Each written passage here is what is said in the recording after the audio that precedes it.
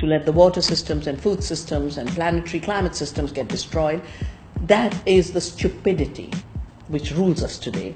So our challenge really is against stupidity. Finish the water, you'll find a substitute. Finish the food, you'll find a substitute. But are there substitutes for the real things that make life work? No. The food that they say they'll find a substitute is fake food that is doing huge amounts of damage to our health. And in water anyway they can't create it, they can steal it. So the powerful go to poorer communities to divert more water. I don't think the planet will die. I think the earth is too powerful.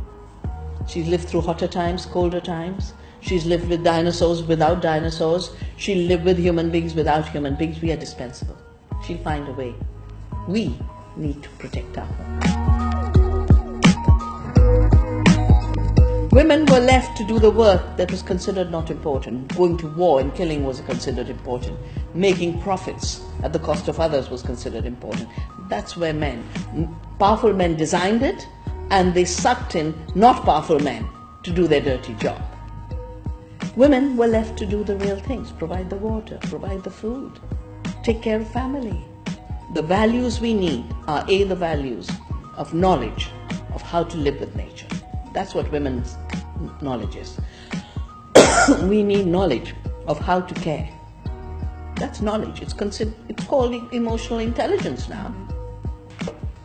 We need knowledge of how to share.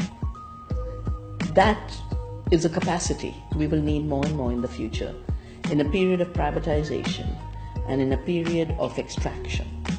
So women, with their caring and sharing, will be the teachers of how to be human in the future. We are living the final stages of a very deceitful system that has made everything that is very costly for the planet, costly for the producer, look cheap for the consumer.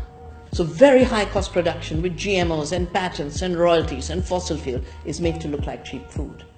Very costly production that kills the girls in Bangladesh in slave factories is made to look like cheap clothing. This is a fake cheap. In this period of the end of the world, how do we sow the seeds of a possible world? The first, every young person should recognize that working with their hands and their hearts and their minds, and they're interconnected, is the highest evolution of our species. Working with our hands is not a degradation. It's our real humanity. Start a garden.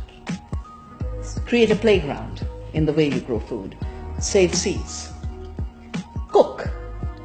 It was treated as a backward activity that your mother cooked and was treated as not work. But she is the reason you are sustained. Start cooking classes. Get grandmothers to teach you how to cook. Create community. We are not atomized producers and consumers. We are part of the earth family. We are part of a human family. We are part of a food community. Food connects us. Everything is food. And finally, never be afraid of deceitful, dishonest, brutal power. That is true freedom.